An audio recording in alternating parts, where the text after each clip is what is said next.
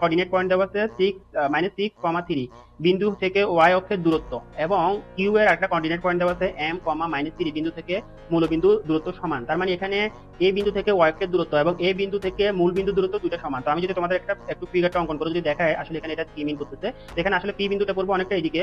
এখানে যদি এটা যদি পি বিন্দু হয়, এটার কোঅর্ডিনেট পয়েন্ট গুলো কি দেওয়া আছে -6, 3 এটা দেওয়া আছে, ভালো কথা।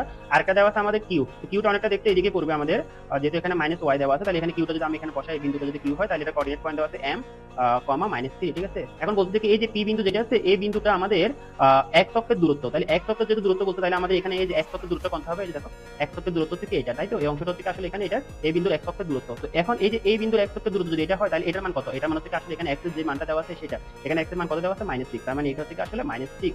তার মানে y অক্ষ থেকে পি বিন্দু দূরত্ব হচ্ছে কত, -6, যেটা হচ্ছে আমাদের x অক্ষের মান। আচ্ছা, এরপর বলা হচ্ছে কি মূল বিন্দু, এখানে যদি এটা যদি মূল বিন্দু হয়, যেটাকে আমরা মূল বিন্দু হচ্ছে 0, ঠিক আছে, 0, মূল বিন্দু যদি এটা হয়, তাহলে এখানে যদি আমি একটা রেখা এভাবে অঙ্কন করি, তাহলে এই মূল বিন্দু থেকে এই রেখাটা যে দূরত্ব, আর এখানে যে পি বিন্দু দিচ্ছে, এই পি বিন্দু থেকে ওয়াই অক্ষ পর্যন্ত এই রেখার দূরত্ব দুটো সমান বলছে। যদি দুটো সমান হয়, তখন আমাদেরকে এখানে এম এর মানটা বের করতে বলছে, ঠিক আছে। তো এখন আমরা যেটা করবো সেটা হচ্ছে কি, দেখো যেহেতু এখানে আমাদের দুইটা শর্তের মধ্যে প্রথম শর্তে বলা হচ্ছে কি পি বিন্দুটা ওয়াই অক্ষ থেকে ওয়াই অক্ষের দূরত্ব, তার মানে হচ্ছে কি পি বিন্দুর ওয়াই অক্ষের দূরত্ব আমরা কত পাচ্ছি, -6 পাচ্ছি। তো দূরত্ব তো কখন আসলে কি হয় না, মাইনাস হয় না, তো সেক্ষেত্রে এটাকে আমরা মডুলাস দিয়ে আমরা এটা পজিটিভ ভ্যালুটা নিব, -6 নিব না, এখান থেকে আমরা -6 এর পজিটিভ ভ্যালু অর্থাৎ 6 নিব, মূল বিন্দু 0, 0, তাহলে এটা আমরা দূরত্ব খুব সহজে বের করতে পারি। সেটা হচ্ছে কি, দেখো m², এরপর আমরা কি করবো, প্লাস দিয়ে এখানে কি করবো -3, তাই তো -3², এরপর আবার স্কয়ার রুট দিব, তাই না। তাহলে স্কয়ার রুট দিয়ে এটাকে যদি আমরা হিসাব করি, এখান থেকে আমরা কত পাবো, দেখো এখান থেকে আমরা পাবো m² +9, ঠিক আছে। তো ওরা বলছে যে কি এই যে এইটার দূরত্ব আর এখানে এটা দুটোই সেম বলছে, তাহলে আমরা এখানে কি করতে পারি, আমরা লিখতে পারি শর্ত অনুযায়ী যে কি m²